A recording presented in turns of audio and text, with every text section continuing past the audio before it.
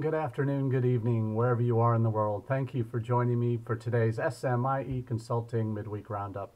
I'm your host, Marty Bennett, and today on the Roundup we're going to be taking a look at three important questions we've been hearing from international educators this past week. Before we get to those, I do want to say hello to those who are watching live here on Facebook. Always a great pleasure to have your input into the conversations here via the chat. For those that are listening on repeat on YouTube or Facebook page, great to have you as part of the conversation. Even though we're not directly communicating through that means, hopefully the information you're finding, the links that are on the Facebook page for this appropriate chat, you're able to make use of those for what you do. And for those listening on the podcast, special shout out to you and for making us a part of your regular podcast listening. For those who are new to the Roundup, every Monday we put out a newsletter from SMIE Consulting called All the SMIE News Fit to Share. That's social media and international ed news. We have about 6 or 7 social media stories a week and about 20 to 30 international ed stories from around the world, including some key topic areas in the United States, one of which is Solutions Central.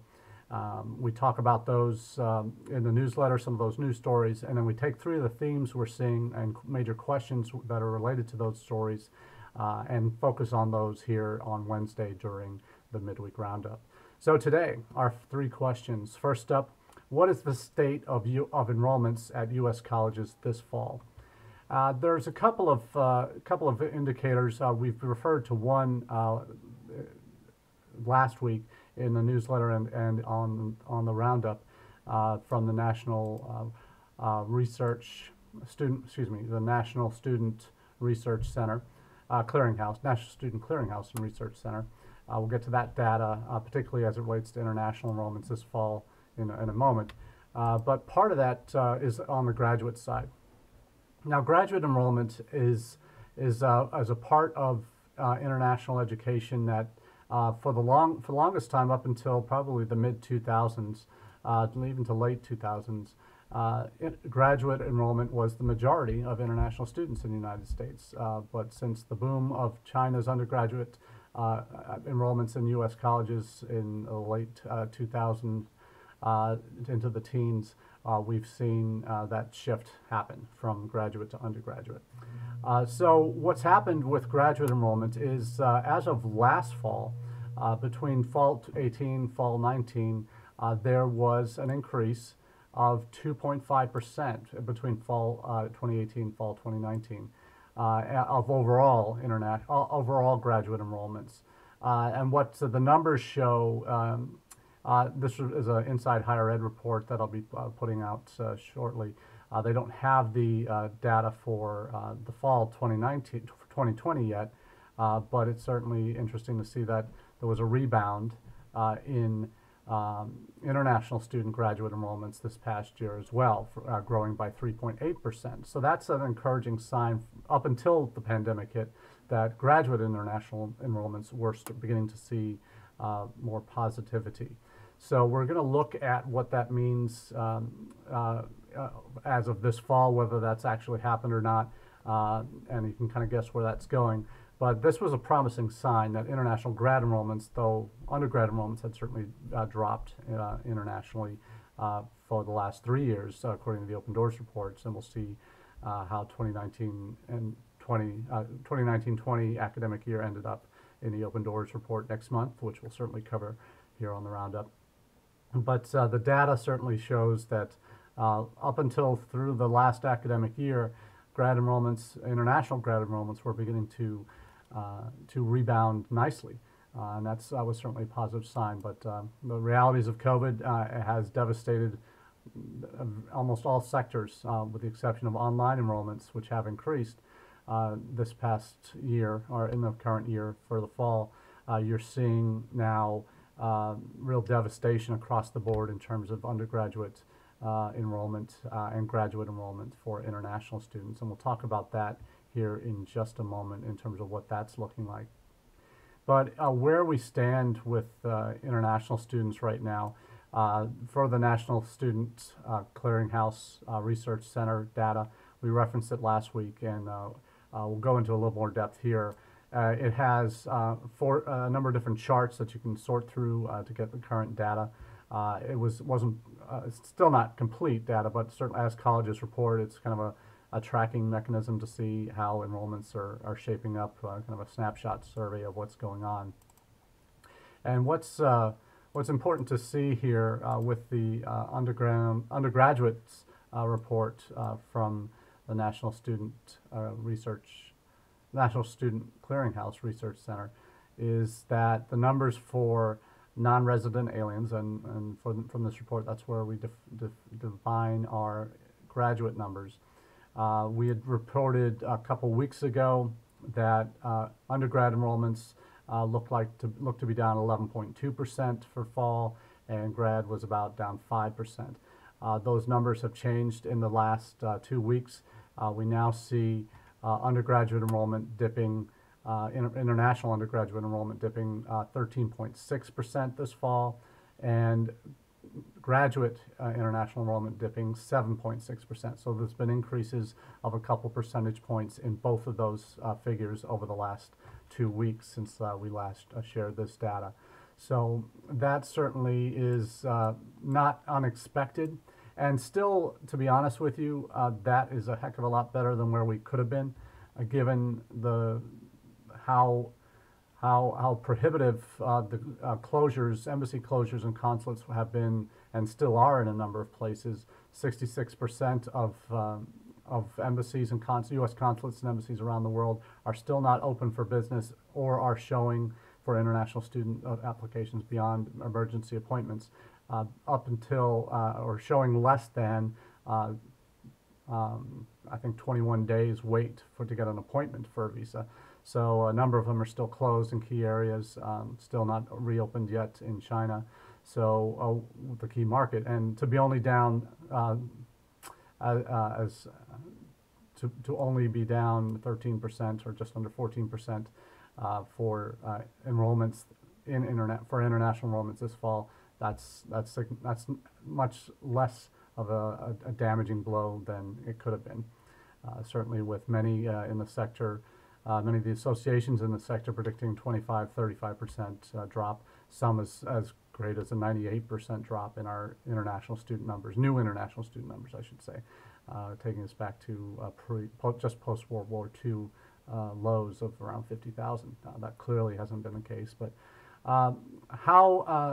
what we don't know from these figures from the clearinghouse are how international students that maybe have enrolled but are studying remotely. That is not figured directly into these numbers. So we don't know what percentages. We've seen in some of the reports, as we shared in the newsletter this week, McAllister, for example, 2/3 of their international students enrolled are studying remotely from their home country.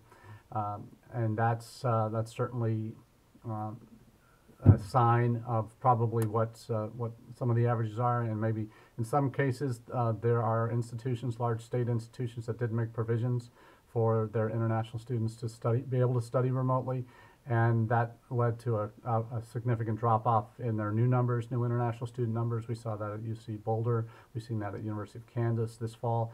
A lot of state institutions didn't make the plans, put the plans in place to allow international students to maintain their studies, particularly, and I think it mostly affected new students, to be able to do that remotely. So unfortunately, that's not a good sign on that front. But overall, the numbers, I'll say that I'll continue to say this until I'm proven wrong, that this is much better circumstances, even though it still sucks. And there are colleges and universities that are financially struggling, and there are going to be 10 to 20% of institutions that might go out of business in the next couple of years as a result of the pandemics, kind of pushing them over the edge financially. There are significant losses. There have been colleagues that I know personally have known for years that have been at their institutions for 10, 15, 25 years and have been let go in the last 3 or 4 months because of the pandemic. So there's a huge upheaval in our industry, but for those that are still employed gainfully and you're in the field at your institutions, congratulations, you are the survivors. And I wish you the best of luck moving forward, and hope we can be of help to you as you look to find partnerships to help build your international student recruitment planning to a point where it can survive obvious hiccups that we've had, major downturns that we're having in the future. So that the numbers aren't great, but they could be a lot worse, is I guess the bottom line from that story. Now let's move into another favorite topic of mine, and that is state consortia. For those of you who don't know, I've been very active in building a state consortia in Indiana, Destination Indiana, when I was at St. Mary's and at Ball State University in the 2000s. I was chair of Destination Indiana for a couple years. We were really blazing a trail for virtual events to connect with international students back in the mid-2000s. While I was at Education USA, that was an important part of my job, is promoting state consortia, the value of these consortia to groups that were looking to start or had just launched around the country. And it was a real boom time in the mid to late 2000s and early teens for state consortia. They've gone a little bit underappreciated over the last 2 to 3 years. Some are beginning to rebound. And this story here, this question here is, how are state consortia surviving or thriving on the virtual stage given the pandemic and the prohibition on travel and all of these wonderful things that have impacted what we do in international student enrollment? 2 examples I want to share with you today. One is Study Texas, and kudos to Jessica Guyver, Chair of Study Texas, and her team down there, and the member colleges and universities for banding together. They've already created a great promotional video for Study Texas, Studying in Texas, and now they are launching a virtual fair on Saturday, November 14th for 3 hours in the Central Time Zone, and they have 20 plus colleges and universities represented that will have opportunities to chat and to learn about study and scholarships at their member institutions. So kudos to them, and I hope that goes well. I'm sure it will.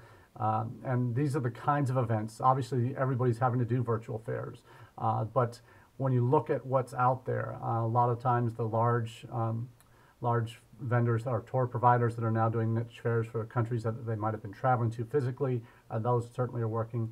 We've seen Education USA doing virtual fairs in basically every region, scheduling those out over the last few months and into the future, giving universities opportunities to connect with EduUSA students overseas. We've seen other virtual vendors, fair providers jump in as well. With varying levels of success. CIS, Council of International Schools, has done a series of fairs. But when you talk about the niche fairs or niche groups that can have a real focused success, many of you know one of my recent gigs has been doing fairs and tours for UWC Davis Foundation schools in the U.S. to connect with the UWC secondary school network in overseas. We've initially planned a month of tours to fairs to the different schools in 13 countries over the course of a month, visiting 14 schools. But we had to shift that online. We had a couple of great virtual days, virtual visit days in September. Got over 1,200 students registered, over almost 1,000 attended to the 2-day event to connect with 48 Davis Foundation schools. So it's a niche program, but it worked very well with the school designated number of schools that were doing the promotion to their own students to participate in that event. But Study Texas is setting up their fair for middle of next month to really provide on a Saturday to provide students an opportunity to connect specifically with the member institutions in Texas. So best of luck to Jessica and the team out in down deep in the heart of Texas. And another example of that is to even a little bit more niche is Study Illinois, another great state consortium, one of the probably original 10 in the United States. They've had great Department of Commerce support over the years. Deborah Rogers from Commerce is based in Chicago and serves as advisor to that group. And has done that well for many years. they are putting together their own virtual graduate fair. So that is actually happening today, October 21st, later this afternoon from 3 to, looks like it starts at 3 p.m. Central, 4 Eastern, to 6 Central, 7 Eastern. And they've got introductions to Study Illinois, chat rooms for the different member institutions, 3 rounds of presentations, and the chat rooms are actually open for 2.5 hours, so giving member institutions a chance to chat with prospective students. So really a good opportunity if you're looking to, if you have graduate students that are looking to find out opportunities in Illinois. A lot of fantastic institutions in that state. And part of the marketing for this event is talking up Study Illinois, particularly on LinkedIn. They have had a lot of posts going out there that focusing on how Illinois is in the top 5 destination states for international students already, with fantastic locations in a large urban area, more rural and suburban areas as well. So great diversity of institutions that will be part of that program. So kudos to Study Texas and Study Illinois for making the effort to get yourselves together, and frankly, you're better together than you are individually. And in a time of pandemic where everybody's resources are stretched thin, this is the kind of opportunity that can really make your student enrollment plans strengthened by having these virtual elements, which are a must. There is no other option. You're not going to visit schools. You're not going to do fairs overseas. You're not going to even have representatives doing fairs overseas because they don't exist. The fairs aren't happening right now. And this is your tool. This is your way to reach prospective students. So I really encourage you all to, if you don't already have state consortia set up in your state, certainly I'm happy to speak with you and talk about some of my experiences working with different state groups around the country and what might be some of the strong elements you want to look to as you develop your own programming for member states and getting that together. And one of the things in the early stages here in Ohio is starting a group that there's one for public institutions, but there isn't one for the entire state. So we're looking at ways to make that happen here in the state of Ohio. So state consortium, if you don't have one already in your state, make it an effort. You do need a strong volunteer base of, I would say, 4 to 5 individual members that from different institutions that can really drive the efforts forward and to rally support at your other member organizations and member colleges and universities. I know the regional NAFSAs are all going virtual this fall, and I know there's in the past there's been time for these sessions, these kind of state consortia sessions. I've presented on many different regions on this kind of a topic. But if the conversations can begin somewhere, if you don't already have a consortia, or if it's dormant and maybe needs to restart, maybe these regional NAFSAs can be a way to keep that hope alive of getting the consortia back off the ground in your state or launched for the first time. Final topic today is turning to our friends down under in Australia. We've shared in the past month or two how devastated Australia has been, higher ed institutions in Australia have been by the pandemic, as well as other countries. But when we shared the numbers, one of the things in the comments that I received back from that report, there was a report from that was tracking monthly the number of students that came in on visas for study in Australia. Back in January, February, and even the early part of March, those numbers were in the tens of thousands, up to 60, 70,000 at the peak in February. Would be a normal year for Australia. But what had happened once the travel restrictions went in place, that are still in place, frankly, in Australia, you saw numbers drop from the tens of thousands to dozens. Literally, their pipelines were cut off. 98% drops, more than 98% drops in their international student numbers coming to the country for study. And that's something you don't recover from immediately. They are now, they've had a couple of pilot projects that were supposed to happen in August, September. Those were delayed or scrapped. They're looking at a couple new ones coming up for the Northern Territories and South Australia that hopefully will be going in the next month or so to gradually bring students back through quarantine programs that will be strictly enforced. But it seems to be, and there's a couple of articles I'm posting, one from the Pi News and one from University World News, that share reasons why Australia probably is, of all the countries, best positioned to rebound quickly once the pandemic opens. And quickly might be 2 years, it might be 5 years. But certainly the impact of going from numbers where they were back in, let's see, we're talking back 8 years ago, Australia had seen significant drops, fell to 230,000 international students. And over 5 years since then, their numbers rose 51% to 349,000. So for the higher ed sector, their history suggests they can rebound well. Why can they do that? Because there's a number of different elements that seem to be why they have will see success. And my colleague Louise Nickel, who is a director of Asia Careers Group, she has some excellent. Her article in University World News is really well done and kind of touches on some of the reasons why Australia will rebound quicker. And let's talk about some of these. And when you think about it from a U.S. perspective, these are some of the things that we are doing in various levels, but not in a coordinated way as exists in Australia. And the sheer size of the U.S. higher ed landscape is drastically different from Australia, and that makes it obviously a lot harder, a lot more challenges, a lot more decentralized. Australia is not that way. When you have less than 40 higher universities that can collaborate very well, as Louise points out. They have a very effective lobbying mechanism.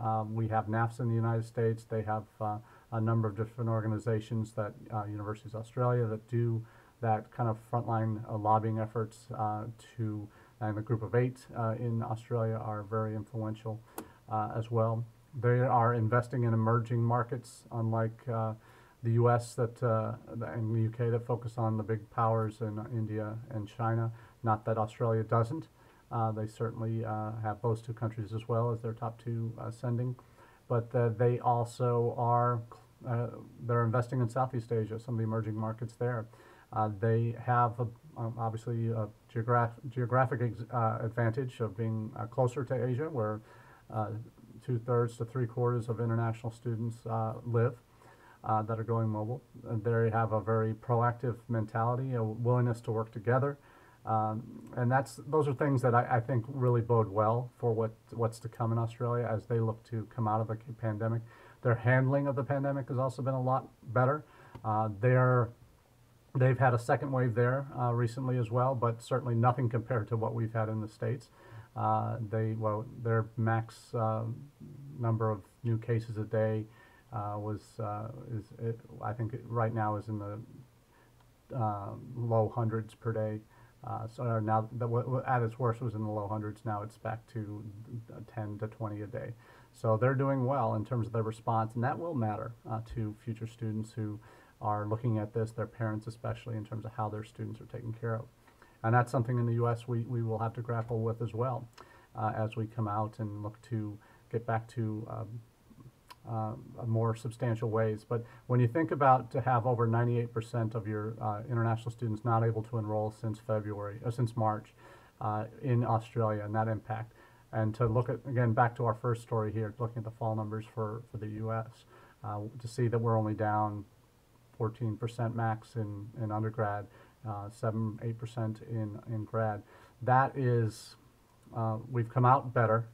We've had a lot more mistakes along the way, and our campuses are not all handling the pandemic well. Some are, and that's great if they had well-structured plans and have executed those well. That's happening, but some are losing money. It's going down a drain quickly because of the added costs of preparing for or of dealing with the pandemic, but also the cuts that have had to be made, the lack of revenue generated from new students not able to come. So there's been a huge impact regardless of where you are, but it looks different in different countries, some more severe than others.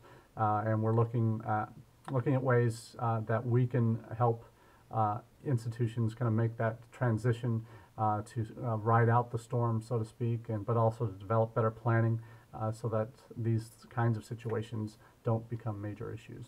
So we're looking forward to future conversations with you on this, and until next time, wish you the best and look forward to seeing you around at future virtual events like the Education USA Forum, their first virtual forum that's happening today, later today, live on Education USA. So looking forward to connecting with old colleagues then, and hope to see you soon. Cheers.